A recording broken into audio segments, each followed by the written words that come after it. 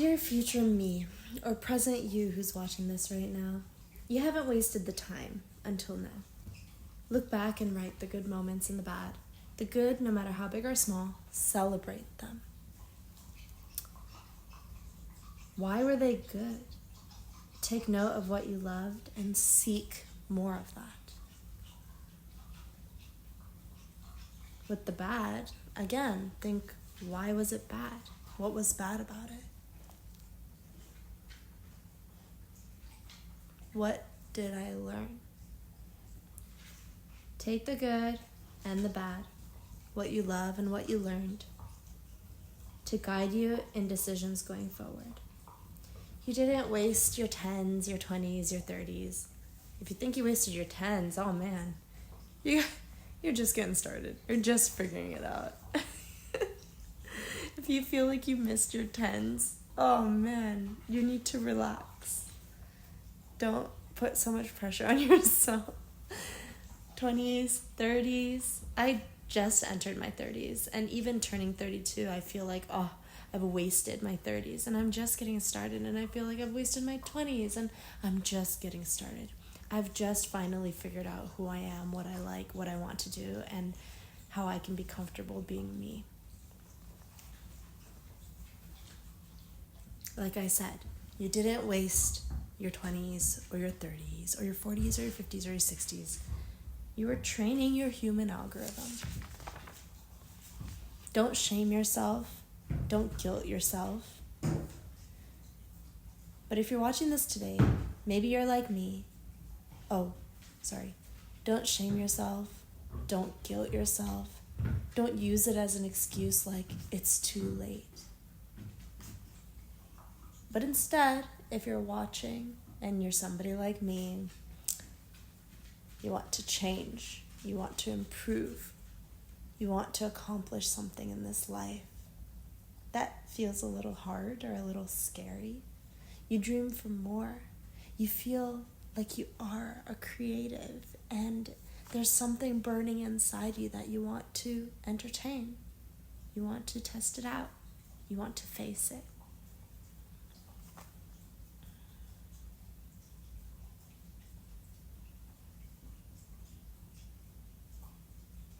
Yes, again, you want to change and you want to improve.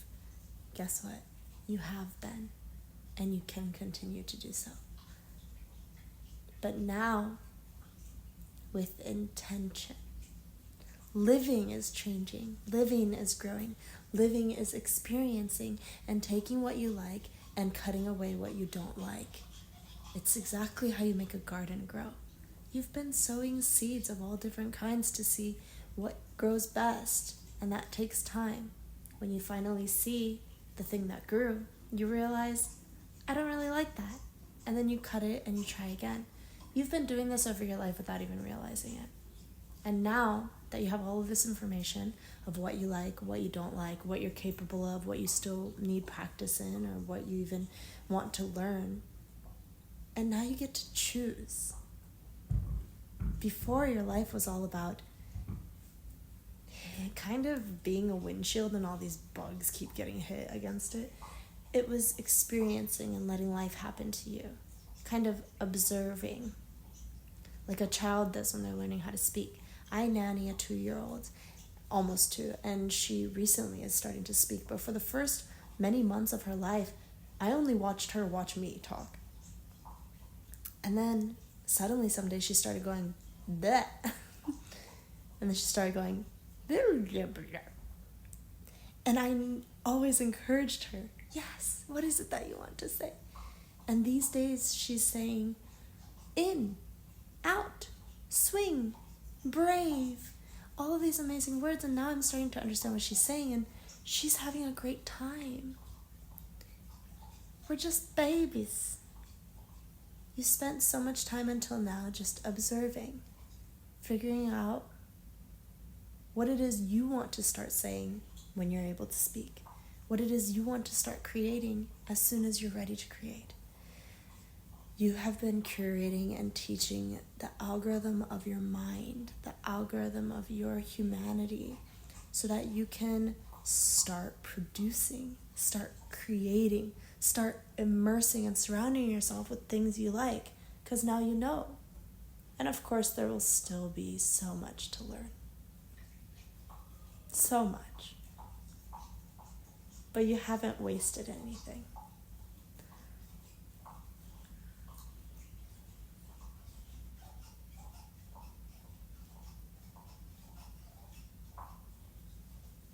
But I think you're ready.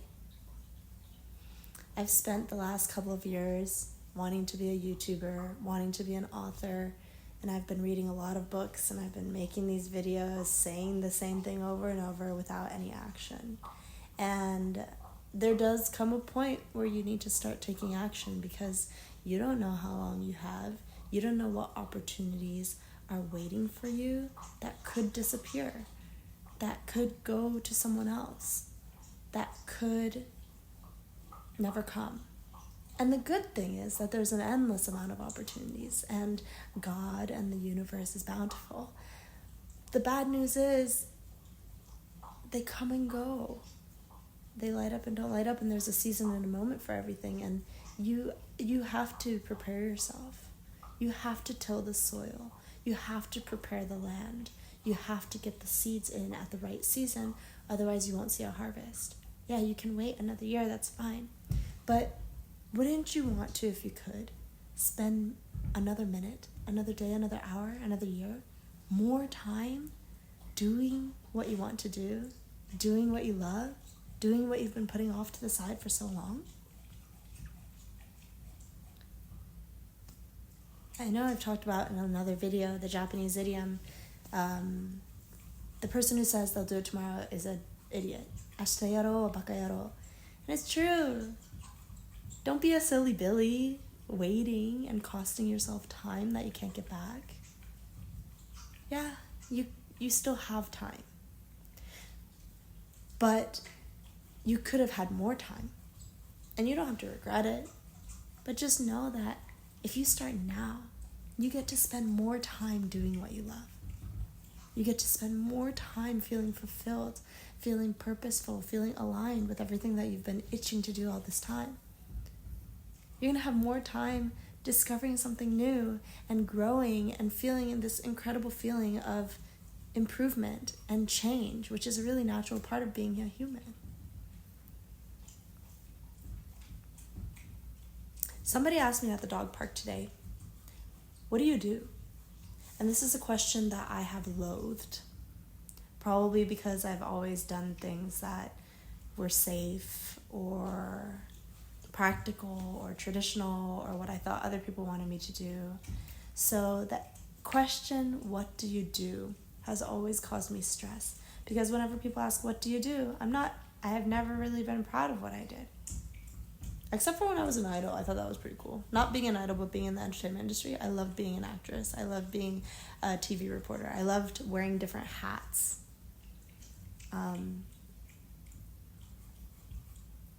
But since then, I feel like I've hopped around from here to there doing the safest thing at the time.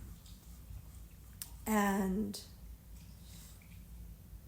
the other day, and when that woman asked me today, what do you do? I didn't know how to answer. Eventually I said, I'm a nanny for now, and that's not even true that's only true for the next 2 weeks. What I really wanted to say to her is, I'm an author. And I think we should normalize responding with what you want to be known for instead of what your profession is. Because going forward, I don't know if I'll ever make money as an author. Maybe I'll be in customer service or hopefully sales. But when people ask me what I do and what I want to be known for is the stories that I shared. So I'm going to start answering that question. I'm an author. I'm a storyteller. Except I read a comment on YouTube and they were like, has this person published anything? Do they have any books out? And I was like, you're right. At first it hurt my feelings, but I was like, but it's true. And sometimes you need to check that. The intention. The reason why. The next time you feel a strong emotion, think about what's happening. with the emotion? Did that hurt my feelings because it was just mean? Or did it hurt my feelings because it was true? And it dug a dagger into a wound that I had. It dug a dagger into a truth that has slashed my heart. And it's true. I don't have anything published. So if I want to answer the question of what do you do, I'm an author, then I need to do what an author does. What makes someone an author? They publish a book.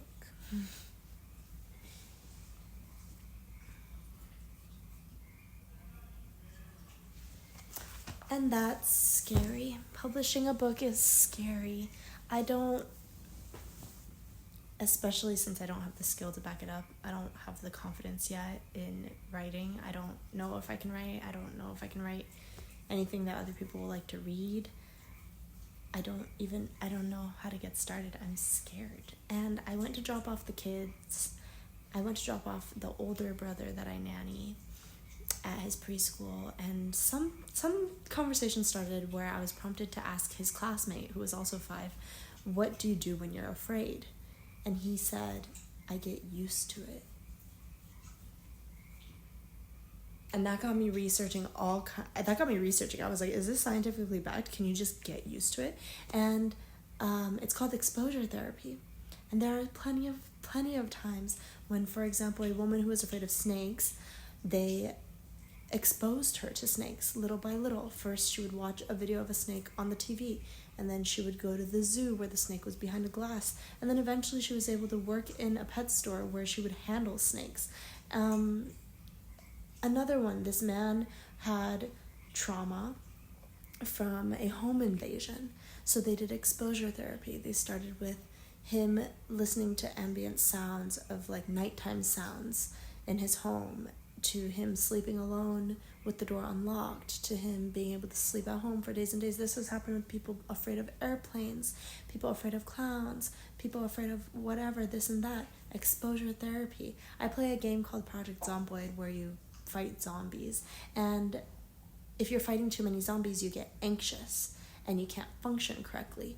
But eventually, when you do this so many times and you encounter zombies so many times, you get a trait called desensitized, and it lets you focus under pressure because you don't get the anxiety, you don't get the fear, and you don't get all of the negative things that come with that.